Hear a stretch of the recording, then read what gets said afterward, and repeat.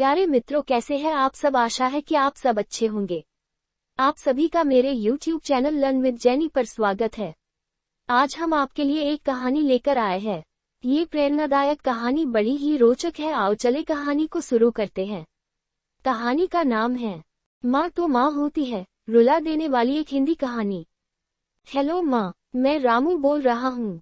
कैसी हो माँ? मैं ठीक हूँ बेटे। ये बताओ तुम और बहू दोनों कैसे हो? हम दोनों ठीक है माँ, आपकी बहुत याद आती है। अच्छा सुनो माँ, मैं अगले महीने घर आ रहा हूँ तुम्हें लेने। क्या? हाँ माँ, अब हम सब साथ ही रहेंगे। सुनीता कह रही थी माजी को अपने यहाँ ले आओ, वहाँ वो अकेली बहुत परेशान हो रही होंगी। हेलो, सुन रही हो माँ? हाँ बेटे। बूढ़ी आंखों से खुशी की अश्रुधारा बह निकली। बेटे और बहू का प्यार नस नस में दौड़ने लगा।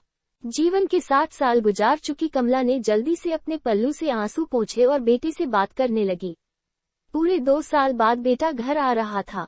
बूढ़ी कमला ने मोहल्ले भर में दौड़ दौड़ कर ये खबर सबको सुना दी। सभी खुश थे कि चलो बुढ़ापा चैन से बेटे और बहू के साथ गुजर जाएगा। रामू अकेला आया था। उसने कहा कि माँ, हमें जल्दी ही वापस जाना है, इसलिए जो भी रुपया पैसा किसी से लेना है वो लेकर रख लो, और तब तक मैं किसी प्रॉपर्टी डीलर से मकान की बात करता हूँ।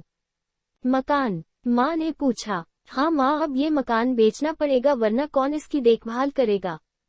हम सब तो अब वही रहेंगे। बूढ़ी आंखों ने मकान के कोने कोने को ऐसे निहारा जैसे किसी अबोध बच्चे को सहला रही हो। आनन फानन और औने पौने दाम में रामू ने मकान बेच दिया। कमला ने वो जरूरी सामान समेटा जिससे उनको बहुत ज्यादा लगाव था। रामू टैक्सी मंगवा चुका था। एयरपोर्ट पहुंचकर रामू ने कहा, माँ तुम यहाँ बैठो, मैं अंदर जाकर सामान की जांच और बोर्डिंग और वीजा का काम निपटा लेता हूँ। ठीक है बेटे। कमला वही पास की बेंच पर बैठ गई। काफी समय बीत चुका था। बाहर बैठी कमला बार बार उस दरवाजे की तरफ देख रही थी जिसमें रामू गया था, लेकिन अभी तक बाहर नहीं आया। शायद अंदर बहुत भीड़ होगी सोचकर बूढ़ी आंखें फिर से टकटकी लगाए देखने लगती। अंधेरा हो चुका था। एयरपोर्ट के बाहर गहमागहमी कम हो चुकी थी। माँ जी, किससे मिलना है? एक कर्मचारी ने वृद्धा से पूछा।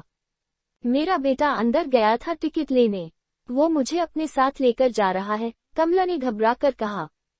लेकिन अंदर तो कोई पैसेंजर नहीं है, मुंबई जाने वाली फ्लाइट तो दोपहर में ही चली गई।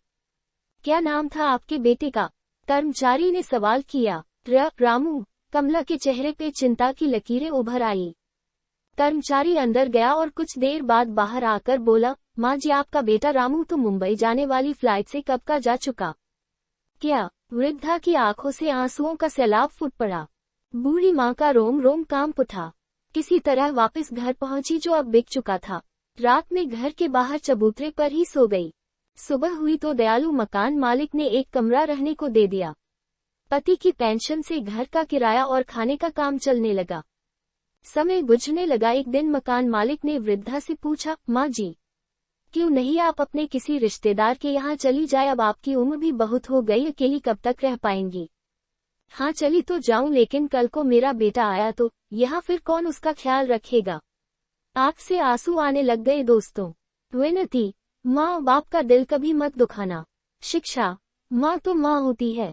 ये कहानी आपको कैसी लगी हमें कमेंट में जरूर बताएं, और हमारे चैनल को सहयोग यानी सपोर्ट करें। लाइक, शेयर एंड सब्सक्राइब जरूर करें। परमेश्वर की कृपा आप सब पर बनी रहे। परमेश्वर आप सबको आशीष दे।